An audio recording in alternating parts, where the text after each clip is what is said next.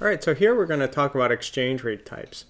One of the things with this textbook on the discussion of exchange rate types is I find that they kind of split between different chapters.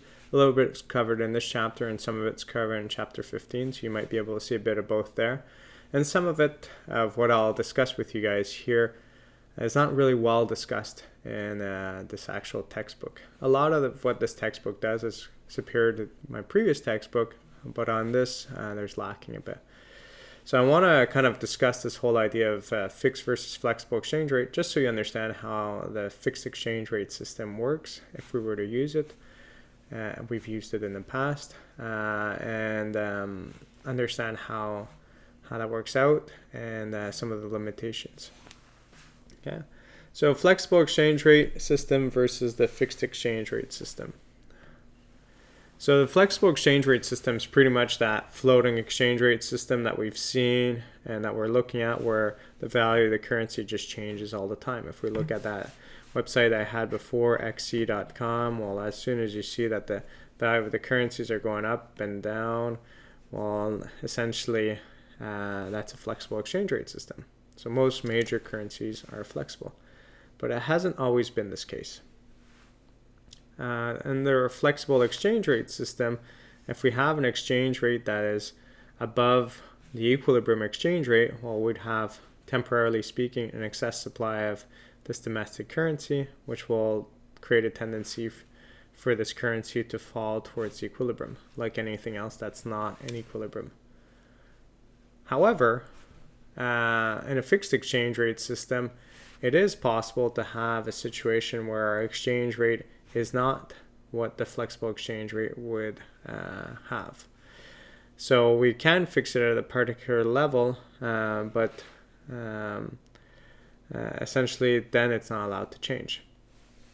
And in the past, the exchange rates were fixed because the central banks in those countries offered to buy and sell the currencies. And the reason why they would do this is for stability, monetary stability. If you're a country that doesn't have a well-developed central bank or a good banking system, you may want to fix your currency to another country just that is more stable, because you'll see it limits you in what you can do. So either augmenting or reducing the level of its foreign reserves and this whole process, but the process may become tricky if it continually selling its foreign reserves. So the two things that can happen is in a fixed currency, the currency is either kept artificially low or artificially high. All right, so let's just look at this for a second. I'm just going to slow down because this part here is going to be a little bit interesting and important. So I'm just going to set up two different scenarios. So I'm just going to use the way I represent things. So this is demand for Canadian dollars, supply of Canadian dollars. And let's say we've fixed our currency. Sorry, that's nothing there. We fixed our currency to the US at a certain rate. So typically the rate that you would choose would be the going rate right now. So let's say this is the same rate in both cases. But let's say in one of the cases that suddenly there's been an increase in demand for the value of our currency. This is where we would want to go, like at this higher exchange rate, but we can't let it go. And in this case here, we would have a sudden drop in demand for our Canadian currency because of a drop in demand of our goods. And this is where the currency would normally want to go. But we can't allow this to happen if we're fixed. So what does the central bank have to do? Well, at this exchange rate here, this is my supply of Canadian dollars. This is my demand for Canadian dollars, so a much larger demand than supply. So essentially this situation here, this distance here, this is an excess demand for Canadian dollars. So what does the central bank have to do?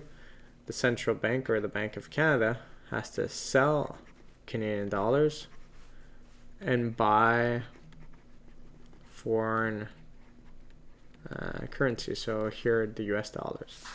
Whereas over here at this exchange rate, This is my demand for Canadian dollars. This is my new, this is my new demand for Canadian dollars. This is my supply of Canadian dollars. Therefore, here I have an excess supply of Canadian dollars or an excess demand of foreign currency. So the Bank of Canada will have to sell US dollars and buy Canadian dollars. So you can see it's the opposite. Here they're selling Canadian and buying foreign, or in this case here US dollars, and over here they're selling US and buying Canadian.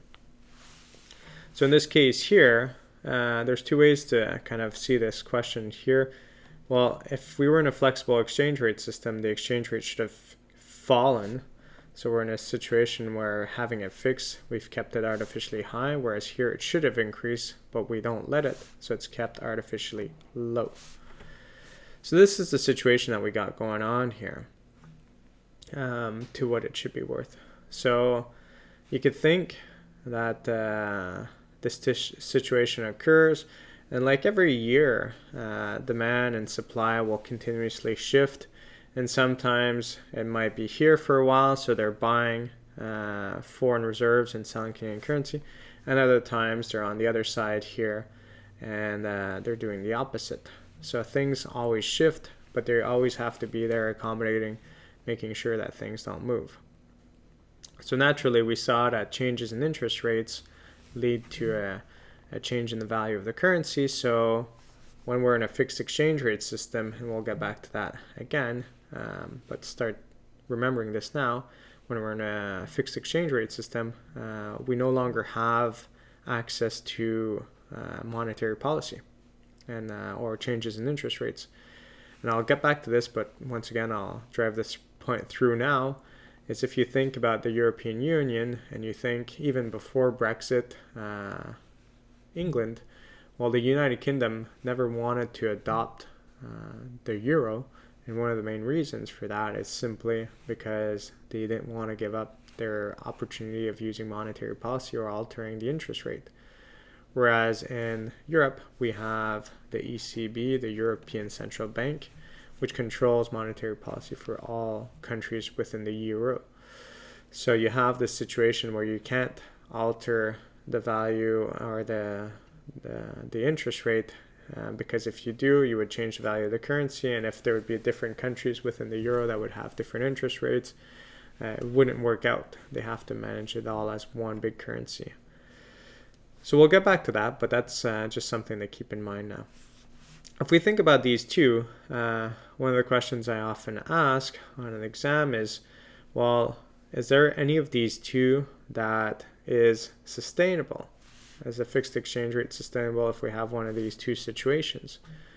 Well, take a second and think about it. Which of these situations could we keep doing over and over and over again? Hopefully you've thought about it. And well, that situation that you could do over and over and over again, is it to sell US dollars as the Bank of Canada, or to sell Canadian dollars? Well, it's to sell Canadian dollars. Because the Bank of Canada, worst comes to worst, they could always print more Canadian dollars to sell it. So to keep the currency artificially low in this case here, this is the case that we got going on here, to keep it artificially low, it's easy for them to keep going through this process over and over and over again, because they're never going to run out of reserves. But to keep it artificially high, they have to sell more and more of their foreign reserves. Eventually, they'll run out. In this case here, you can run out of foreign reserves, which led to that Mexican peso crisis, which was briefly discussed in this last little slide here, if you continuously sell your foreign reserves. So it's just something good to keep in mind here. So you have to understand how fixing the exchange rate works, how the central bank has to intervene to a large extent, and which of them are sustainable. Okay.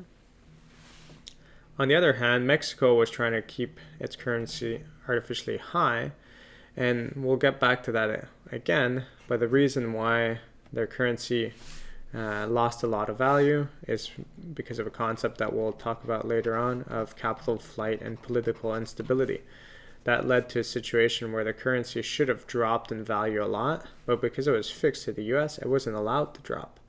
So they eventually ran out of reserves. They had to stop. The central bank couldn't act anymore. Therefore, overnight they lost, I think, about 40%. The value of the currency dropped about by 40%. It was very stable and then suddenly crashed.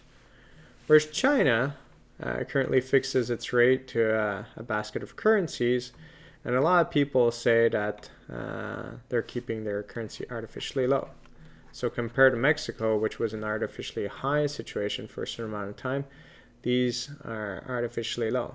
So artificially low leads to a situation, as we've seen over here, where you're buying foreign currency and you're selling some of your domestic currency.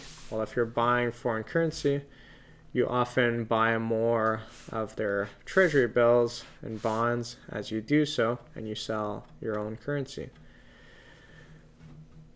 So this is one of the main reasons why China and Japan currently own roughly $1 trillion worth of American debt. So we saw there was that idea of trade deficit between the US and China. US has a trade deficit towards China, but also there's this idea of currency and money and monetary flows leads to more currency being accumulated and more foreign reserves being accumulated at the central bank.